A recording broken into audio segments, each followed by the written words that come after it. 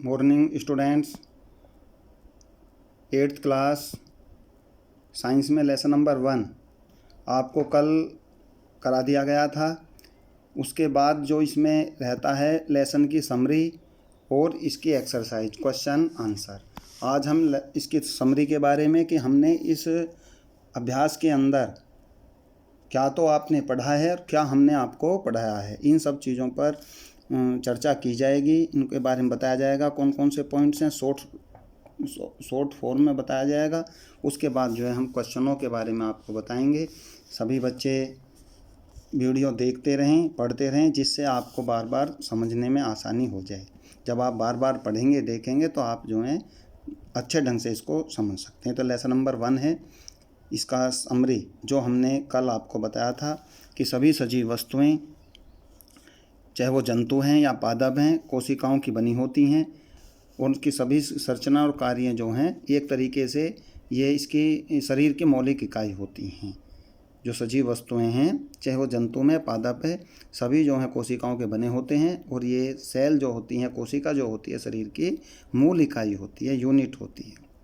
पादप को next number है, पादप कोशिकाओं में पाई जाने वाली कोशिका भित्ति जो निर्जीव सेलुलोज से बनी होती है तथा कोशिका को सुरक्षा तथा सहारा देती है। जो पादप कोशिका की पेड़ पौधे के अंदर जो कोशिकाएं पाई जाती हैं वो सेलुलोज की बनी होती हैं और वो उसको सुदृढ़ता प्रदान करने का कार्य करती हैं। नेक्स्ट नंबर में हमने किया था कि जीव द्रव कोशिका का संपूर्ण सजीव पदार्थ है। जो कोशिका के अंदर भरा हुआ पदार्थ है, लिक्विड फॉर्म में जो पाया जाता है, वो सजीव की श्रेणी में रखा गया है। जीव द्रव कोशिका का सजीव पदार्थ है। नेक्स्ट नंबर हमने अध्ययन किया है कोशिका का नियंत्रण केंद्र। जो कोशिका का नियंत्रण केंद्र है वो केंद्रक होता है, जिसको इंग्लिश में न्यूक्लियस कहा जाता है। ये केंद्रक कला से घिरा रहता है, न्यूक्लियस मेम्ब्रेन से ये घिरा रहता है और ये ही संपूर्ण कोशिका के अंदर होने वाले सभी कार्यों को नियंत्रित करने का कार्य करता है। नेक्स्ट नंबर में हमने स्टडी की है कि अंतःप्रद्रव्य जालिका जो कि नलिकाकार रास्तों का जाल होता है, यह प्रोटीन निर्माण और परिवहन का स्थल होता है। एंडोप्लाज्मिक रेटिकुलम अंतःप्रद्रव्य जालिका में प्रोटीन निर्माण का कार्य होता है। राइबोसोम्स जो होते हैं वे अक्सर अंतःप्रद्रव्य जालिका जुड़े होते हैं जो प्रोटीन निर्माण के स्थल होते हैं, अर्थात उसमें राइबोसोम या अंतःप्रद्रव्य जालिका में प्रोटीन का संश्लेषण होता है या प्रोटीन का निर्माण होता है। हरितलवक जो किसी पौधों में पाए जाते हैं, सूर्य की ऊर्जा को ग्रहण करके उसका उपयोग करके कोशिका के लिए भोजन बनाने का कार्य करते हैं, अर्थात हरितलवक के द्वारा ही पेड़ पौधे अपना भोजन बनाते हैं। तो ये सभी पॉइंट्स पर हमने बच्चों कल चर्चा की है और ऐसी उम्मीद भी आपसे की जा रही है कि आप जो हैं इसको समझ भी गए होंगे। किंतु मैंने अभी वीडियो को देखा है, व्यू देखे हैं, बच्चे कितने देख रहे हैं, तो देखिए उसमें कोई सेटिस्फाई होने वाली बात तो नहीं है कि एक दिन में जो वीडियो डाली जाती है उसमें ज़्यादा से ज़्यादा 15 स्टूडेंट्स जो हैं उसको देख पाते हैं, जबकि हमने हर ग्रुप में 50-50, 50-50 बच्चों को जोड़ रखा है। किंतु उसमें से 50 में से 15 बच्चे ही देखें तो वो एक समझ में बात नहीं आने वाली है। इसलिए मैं आपसे बार बार कह रहा हूँ कि आप वीडियो देखें। जिन बच्चों के ग्रुप में नंबर नहीं जुड़े हुए हैं वो हमें फ़ोन करके बताएं, जिससे आपकी पढ़ाई कोई प्रभावित ना हो और आपका पढ़ाई का काम बराबर चलता रहे। ये तो मैं भी जानता हूँ कि बिना बुक्स के आप नहीं पढ़ सकते, किंतु बुक्स को भी आप अगर कहेंगे तो पेरेंट्स हमसे संपर्क करेंगे और बुक्स जो हैं केजी से लेकर के 8th क्लास तक की सभी बच्चों की स्कूल में रखी हुई हैं, आप ले सकते हैं। अब हम इससे आगे जो लेसन नंबर 1 की एक्सरसाइज है उस पर थोड़ा सा मैं आपको समझाता हूँ। सबसे पहले वेरी शॉर्ट क्वेश्चन, अति लघुत्तरीय क्वेश्चन है और जो वेरी शॉर्ट क्वेश्चन होते हैं वो बहुत ही सिंपल होते हैं, छोटे होते हैं, तो उसके मैं आंसर भी आपको साथ साथ वीडियो के माध्यम से आपको पहुंचाऊंगा। जीव द्रव से आप क्या समझते हैं, इसमें और कुछ ज़्यादा लिखने की आवश्यकता नहीं होती। कोशिका के अंदर भरे हुए पदार्थ को जीव द्रव कहते हैं। कोशिका के अंदर भरा हुआ जो सजीव पदार्थ है उसको जीव द्रव कहते हैं। नेक्स्ट क्वेश्चन है, उस यंत्र का नाम बताइए जिसका उपयोग कोशिकाओं को देखने के लिए किया जाता है। माइक्रोस्कोप इंग्लिश में बोलते हैं, माइक्रोस्कोप। हिंदी में उसको सूक्ष्मदर्शी कहा जाता है।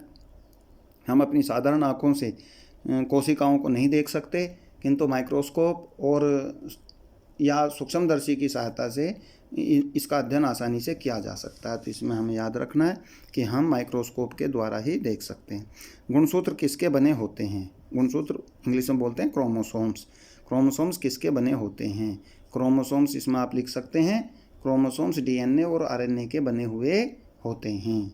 ठीक है बच्चों, क्रोमोसोम्स या गुणसूत्र डीएनए आरएनए के बने होते हैं। नेक्स्ट क्वेश्चन, कौन सी संरचना कोशिका का नियंत्रण केंद्र है? अभी आपको बताया गया था, जो लेसन की समरी थी, कि केंद्रक, जिसको इंग्लिश में न्यूक्लियस कहा जाता है, न्यूक्लियस कोशिका के सभी कार्यों को नियंत्रित करता है। नेक्स्ट क्वेश्चन है, कोशिका के लिए ऊर्जा कहाँ बनती है? इसमें आप लिख सकते हैं, कोशिका के लिए ऊर्जा माइटोकॉन्ड्रिया में बनती है, क्योंकि माइटोकॉन्ड्रिया को कोशिका का पावर हाउस कहा जाता है। और जितने भी कोशिका कार्यों को संपादित करने के लिए ऊर्जा की देखिए आवश्यकता होती है बच्चों, तो वो सभी ऊर्जा माइटोकॉन्ड्रिया से प्राप्त हो जाती है। ठीक है। नेक्स्ट क्वेश्चन, कोशिका के प्रोटीन बनाने वाले स्थलों के नाम बताइए। इसमें आप लिख सकते हैं, कोशिका के प्रोटीन बनाने वाले स्थल या प्रोटीन बनाने वाले अंग अंतःप्रदवी जालिका और राइबोसोम्स हैं। क्या हैं? अंतःप्रदवी जालिका और राइबोसोम्स, जो प्रोटीन सिंथेसिस करते हैं, प्रोटीन का संश्लेषण करते हैं, प्रोटीन को बनाते हैं। उन संरचनाओं के नाम बताइए जो कोशिका की पाचन क्रियाओं में भूमिका अदा करते हैं। तो यहाँ हम आंसर लिख सकते हैं, उन संरचनाओं के नाम बताइए जो कोशिका की पाचन क्रियाओं में भूमिका अदा करते हैं। तो लाइसोसोम कोशिका की पाचन क्रियाओं में भूमिका अदा करते हैं। उस अंग का क्या नाम है? लाइसोसोम। क्या नाम है बच्चों? लाइसोसोम। तो इसका आंसर, लास्ट क्वेश्चन का आंसर जो क्वेश्चन नंबर 7 है, हो जाएगा लाइसोसोम। कोशिका के अंदर होने वाली पाचन क्रियाओं में सहायता प्रदान करते हैं। ठीक है। अब इससे आगे हम चलते हैं दीर्घ उत्तरीय क्वेश्चन। तो दीर्घ उत्तरीय क्वेश्चन ये आपको बुक से ही करने होंगे। कोशिका के 5 कार्य बताइए, जो प्रत्येक कार्य में सम्मिलित होने वाली संरचनाओं का नाम भी बताइए। इसमें कोशिका के 5 अंगों के नाम बताने हैं, 5 अंगों के नाम, और उन 5 अंगों के द्वारा होने वाले कार्यों का नाम, जो भी हमने अभी आपको कल वीडियो में बताया था कि ये अलग अलग इसमें हो सकते हैं। लाइसोसोम हो सकता है, हरितलवक हो सकता है, तारक केंद्र हो सकता है, केंद्रक हो सकता है, राइबोसोम, अंतःप्रदवी जालिका, कोशिका भित्ति, ये सब माइटोकॉन्ड्रिया, अंतःप्रदवी जालिका, ये सब कोशिकाओं के नाम हैं, जिनके हमें सिर्फ 5 बताने हैं और 5 के कार्यों का वर्णन करना है, चित्र सहित वर्णन करना है। चित्र आपको बुक में भी मिल जाएगा। जैसे अब हरितलवक और लाइसोसोम का चित्र आप इसमें जो है अपनी वीडियो में देख रहे हैं। तो ऐसे 5 अंगों के नाम लिखने, उनके कार्य बताने, 5 के चित्र बताने। नेक्स्ट क्वेश्चन है, समझाइए कि आप किस प्रकार पादप कोशिका तथा जंतु कोशिका में विभेद कर सकते हैं। आपके पास ये कल वीडियो में भी बताया गया था, पादप कोशिका और जंतु कोशिका में अंतर है। हम उनके अंदर पाए जाने वाले अंगों के आधार पर, सेल बनने वाली सेल वॉल के आधार पर, कोशिका भित्ति के आधार पर और इनमें उपस्थित अंगों के आधार पर इनमें अंतर बता सकते हैं कि पादप कोशिका जंतु कोशिका से किस प्रकार भिन्न है। ठीक है बच्चों, यह क्यों महत्वपूर्ण है? नेक्स्ट क्वेश्चन है, क्यों महत्वपूर्ण है कि कोशिका झिल्ली को पदार्थों के कोशिका के भीतर तथा बाहर जाने के लिए चयनशील होना चाहिए। ये भी लॉन्ग क्वेश्चन है, तो इसमें भी आप जो है अपनी बुक से देख करके इसको कर सकते हैं। कोशिका झिल्ली को पदार्थों के कोशिका के भीतर तथा बाहर जाने के लिए चयनशील होना चाहिए। अर्थात कोशिका भित्ति के अंदर जो पदार्थ जाते हैं वो झिल्ली से होकर के ही जाते हैं। झिल्ली सभी पदार्थों को अंदर जाने की अनुमति नहीं देती। जो पदार्थ अंदर जाने लायक होते हैं वो अंदर चले जाते हैं, बाकी बाहर रह जाते हैं, वेस्टेज पदार्थ बाहर रह जाते हैं। इसलिए झिल्ली कोशिका को अंदर नुकसान ना हो, कोशिका डैमेज ना हो जाए, इसलिए सेलेक्टेड पदार्थों को ही अंदर भेजा जाता है। तो ये चयनशील का गुण कोशिका भित्ति में पाया जाता है, इसके झिल्ली में पाया जाता है और ये जरूरी तत्वों को ही, जरूरी पदार्थों को ही अंदर पहुंचाने का कार्य करती है। ठीक है, अब आप इसको समझ गए होंगे कि इसमें पहले वेरी शॉर्ट क्वेश्चन थे, फिर लॉन्ग क्वेश्चन थे, अब मल्टीपल बहुविकल्पीय क्वेश्चन एक्सरसाइज आते हैं, जिसमें सबसे पहले फिलिंग द ब्लैंक्स आते हैं। क्या आते हैं? Filling the blanks. पढ़िए, देखो बच्चों, कोशिका शब्द ने प्रचलित किया था, अर्थात कोशिका शब्द की खोज किस वैज्ञानिक ने की थी? तो आप इसमें लिख सकते हैं रॉबर्ट हुक ने की थी। कोशिका में पाए जाने वाले सभी सजीव, नेक्स्ट क्वेश्चन है, कोशिका में पाए जाने वाले सभी सजीव पदार्थ, इसमें आपको फिल करना है, क्या कहलाते हैं? पाया जाने वाला सजीव पदार्थ जीव द्रव कहलाता है। क्या कहलाते हैं? जीव द्रव कहलाते हैं। भोज्य पदार्थों के विखंडित, नेक्स्ट क्वेश्चन है, विखंडित होने से निर्मुक्त ऊर्जा जन संरचनाओं से संग्रहित होती है, ये माइटोकॉन्ड्रिया कहलाती हैं। माइटोकॉन्ड्रिया में सभी ऊर्जा जो है इकट्ठी होती रहती है। ये फिलिंग द ब्लैंक्स हैं, इनमें आपको एक एक वर्ड भरना होता है। नेक्स्ट है नंबर, कोशिका की पाचन क्रियाओं में सम्मिलित होने वाली संरचनाएं क्या होती हैं? लाइसोसोम कहलाती हैं। कोशिका के अंदर जो भोज्य पदार्थों का पाचन होता है वो लाइसोसोम कहलाता है। विकल्प हैं, नेक्स्ट क्वेश्चन आप देख रहे हैं, विकल्प आपको करने हैं, जैसे कोशिका झिल्ली निशान लगाने होंगे, सभी में सही के निशान लगाए जाते हैं। कोशिका झिल्ली कोशिकाओं का संरक्षण प्रदान करती है, कोशिकाओं के अंतर वस्तुओं को एक साथ रखती है, कोशिकाओं के भीतर बाहर पदार्थों के आने जाने को नियंत्रित करती है, उपयुक्त सभी कार्य करती है। तो कोशिका झिल्ली जो है नंबर 3 है, कोशिका के भीतर बाहर पदार्थों के आने जाने को नियंत्रित करती है। अभी आपको बताया गया था कि ये चयनात्मक होती है, सभी पदार्थ इसके अंदर नहीं जा सकते, ये ज़रूरत के पदार्थों को ही अंदर भेजने का कार्य करती है। नेक्स्ट क्वेश्चन, उन रास्तों का जाल जो कोशिका में सभी स्थानों पर प्रोटीन का परिवहन करता है कहलाता है, जैसे केंद्रक कला है, अंतःप्रदव्य जालिका है, रिक्तिका है, माइटोकॉन्ड्रिया।